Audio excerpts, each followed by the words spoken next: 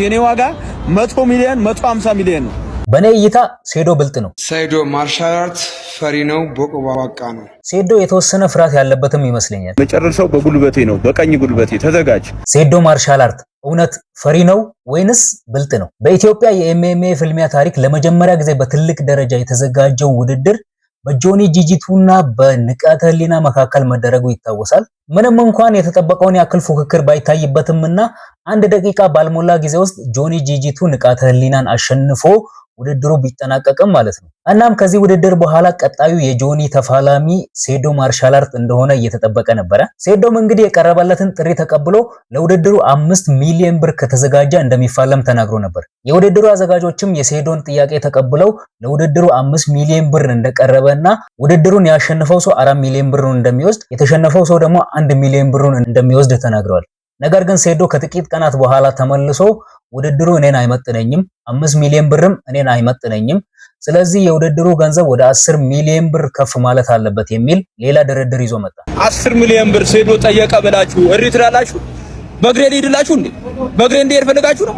በዚህም ብዙ ሰዎች ሴዶ ጆኒን ፈርቶታል። ለዚህም ነው በተለያየ ጊዜ የተለያየ ምክንያትና የድርድር ሐሳብ እያመጣ ወደ ኋላ እያፈገፈገ ያለው እና ዝም ብሎ ገብቶ ተፋልሞ ቢሸነፍ እንኳን 1 ሚሊዮን ብሩን ይዞ አይወጣም እንደ እያሉ ይገኛሉ። የውድድሩ አዘጋጆችም ሴዶ the art of ducking እያደረገ ነው ወይንም ከፍልሚያው ራሱን እያሸሸ ነው እያሉ ይገኛሉ። እውነት ሴዶ ማርሻል አርት ፈርቶ ነው ወይንስ ብልጥ ለመሆን እየሞከረ ነው? በኔ እይታ ሴዶ ብልጥ ነው። የሆነ አይነት የቢዝነስ ሳይኮሎጂ ጨዋታ እየተጫወተ ያለ ይመስለኛል። ምክንያቱም ሴዶ ራሱን እንደ ትልቅ ብራንድ ነው የሚያየው። እኛ ሴዶን የምናውቀው ቲክቶክ ላይ የመብራት ፖል እየደበደበ ድንጋይ እየመታ ብሎኬት እየሰበረ የሆነ አይነት ድምጽ እያሰማ I am the king እያለ በሚለቃቸው ቪዲዮዎቹ ነው እና በብዙ ሰዎች ዘንድ ሴዶ እንደ ኃይለኛ ሰው ነው የሚቆጠረው። ስለዚህ የውድድር ገንዘቡ ወደ 10 ሚሊዮን ብር ከፍ ማለት አለበት ማለቱ የራሱን የማርኬት ቫልዩ እየጨመረ ወይንም ከፍ እያደረገ ነው ማለት ነው። እሱ ሲፈልግ እንጂ ሲፈለግ በቀላሉ የማይገኝ ሰው መሆኑን ለማሳየት እየሞከረ ያለ ይመስለኛል። ከዛ ባለፈ የውድድሩ አዘጋጆች ሊያገኙት ከሚችሉት ገቢ አንፃር ከፍ ያለ ገንዘብ መጥራቱ ተገቢ ነው ብዬ አስባለሁ። ለምሳሌ በባለፈው የጆኒና የንቃተ ህሊና ፍልሚያ ላይ መግቢያ 4000 ብር ነበር ለአንድ ሰው ማለት ነው። እናም በጣም ብዙ ሰው ነበር የገባው። ኢቭን 4000 ብር ከፍሎ ለመግባት መጥቶ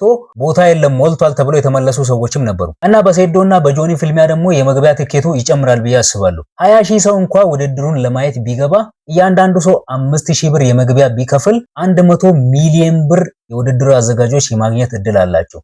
በዛ ላይ ደግሞ ውድድሩ ስፖንሰር የሚያገኝ ከሆነ ገቢው ከዛ በላይ ከፍ ይላል ማለት ነው። ምንም እንኳን የአዳራሽ ኪራይ ጨምሮ ሌሎች ብዙ ወጪዎች ቢኖርባቸው ማለት ነው። ስለዚህ ከዚህ ገንዘብ ላይ ሴዶ 10 ሚሊዮን ብር መጠየቁ ተገቢ አይደለም ብላችሁ ታስባላችሁ? በነገራችን ላይ ሴዶ አሁን ላይ ያደረገው ያለው አይነት ነገር ሌሎች የውጭ ሀገር ተወዳዳሪዎችም የሚያደርጉት ነው። ለምሳሌ ኮልቢ ኮቪንግተን የኤምኤምኤ ፋይተር ነው። እናም ብዙ ጊዜ ተጋጣሚዎቹን እሱ ደረጃዬ አይደለም፣ አይመጥነኝም፣ የውድድሩ ገንዘብ ትንሽ ነው፣ እኔን አይመጥነኝም ይላል። ነገር ግን አዘጋጆቹ ከፍተኛ ገንዘብ ሲያቀርቡለት ለውድድር ይስማማል እና ሴዶም አሁን እያደረገው ያለው ነገር እንደዛ ነው። በዚህ አጋጣሚ ባይዘይ የውድድሩን አዘጋጆች እነ ጌታቸው ስዊት ቦክስን ላመሰግናቸውና ላደንቃቸው ፈልጋለሁ። እንዲህ አይነት ውድድር መዘጋጀቱ ስፖርቱን ያሳድገዋል፣ ከስር ያሉ ስፖርተኞችንም ያነቃቃል፣ ትልቅ ተስፋ ይሆናቸዋል ብዬ አስባለሁ። እና ሌላው ሴዶ የተወሰነ ፍርሃት ያለበትም ይመስለኛል። ይሄን ያልኩበትም ምክንያት ምንድነው? ሪስክ ቨርሰስ ሪዋርድ የሚባል ነገር አለ። ቀደም እንዳልኩት እኛ ሴዶን የምናውቀው ፖል ሲደበድብ፣ ግንብ በቡጢ ሲመታ፣ እኔ የኢትዮጵያ የማርሻል አርት ንጉስ ነኝ ሲል ነው። ታዲያ ይሄ ነገር በብዙ ሰዎች ዘንድ የሆነ አይነት ተጽዕኖ ፈጥሯል። እውነትም ሴዶ ከባድ ሰው ነው፣ እሱን የሚችለው ሰው የለም ብለው እሱን ትልቅ ደረጃ ላይ ያስቀመጡ ብዙ ሰዎች አሉ